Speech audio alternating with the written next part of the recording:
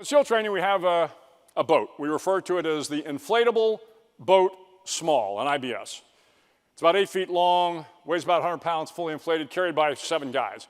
And we carry this boat with us everywhere we go in the first phase of training. You carry it to chow, you carry it up and down the sand dunes, and early on, the instructors give you a simple task. They want you to take this little rubber boat, they want you to paddle out through the surf zone, paddle down, and paddle in. That's it. Paddle down, paddle out, paddle in, right? And the idea is the guys on the front, the number 1 guys, you see them with the straps there, they're going to take the bow of the boat into the oncoming surf. The number 2 guys make sure the boat doesn't shimmy too much. The number 3 guys, they're behind, they're going to be pushing the boat. And then you, as the coxswain, the officer or the senior enlisted guy, as soon as that boat gets in the water, you hop in, you put your oar in the water for steerage, and then you call the guys in. 1's in, 2's in, 3's in.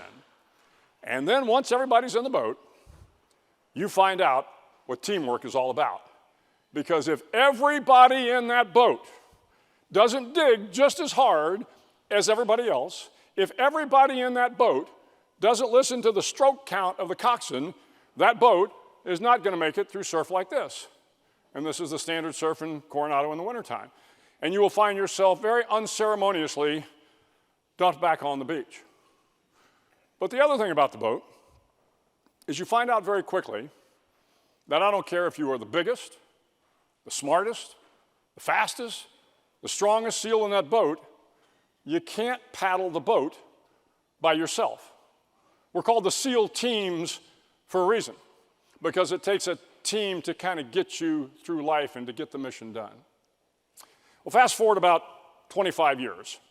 I'm now a Navy captain, kind of like an Army colonel. I'm referred to as the Commodore. I'm in charge of all the SEALs on the West Coast.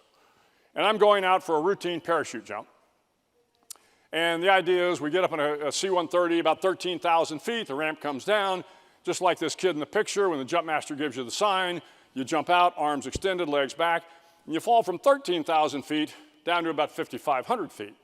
At 5,500 feet, you wave off, you reach in, you pull your rip cord, and out of the back of the main parachute comes a pilot chute. And then that pilot chute pulls out the main canopy. And then you glide peacefully down to earth. Well, this particular day, we get on the C-130, we get up 13,000 feet, the ramp comes down, and it is a Chamber of Commerce day. I mean, there's not a cloud in the sky. I can see Mexico, I can see the Pacific Ocean. Jump master has a couple guys go out before me, and just like the guy in this picture, I get the word, I jump out, arms extended, and as I'm falling, I look off to my left and I see 2 guys here, and I look off to my right and there's 1 guy below me. And I'm watching this guy off to my right and he's starting to drift underneath me, which isn't good, but then he kind of stabilizes and I think, okay, I'm all right. Next thing I know, this guy's underneath me and it's too late. He pulls his ripcord, and in relative terms, I'm moving at 120 miles an hour and he has stopped. And I hit his parachute, and I'm assuming it's a little bit like getting hit by an airbag. And it hits me, stuns me, kind of spins me out of control, and now I'm kind of falling to earth, not really knowing what happened. So I wasn't sure whether I was kind of knocked unconscious or whatever. What I should have done was check my altimeter, gotten stable again, and then pulled. But instinctively, as I was spinning, I reached in and pulled my ripcord. Well, I was in a head-down attitude spinning, and the pilot chute came out, and it wrapped around 1 leg. The risers, another part of the parachute came out, and it wrapped around the other leg. And now I am kind of entangled in the parachute. I remember thinking to myself, this doesn't look so good. Well, the good news is the parachute opened. The bad news is when a parachute opens, it blossoms. Took 1 leg one way, 1 leg the other way, snapped me in 2. Busted my pelvis by 4 or 5 inches, fractured my back, ripped all the muscles out of my legs, my stomach, and I landed about 2 miles from the drop zone. And then the lesson of the little rubber boat came back to me in spades. Because once I got out of the hospital, my wife had to administer my shots every day to make sure my blood didn't clot. My teammates had to make sure I was going to physical therapy. The admiral in charge of me was able to keep me in the Navy in spite of my serious accident.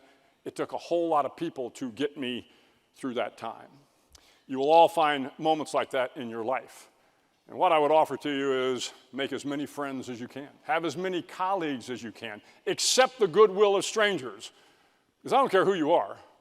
You can't paddle that little rubber boat by yourself.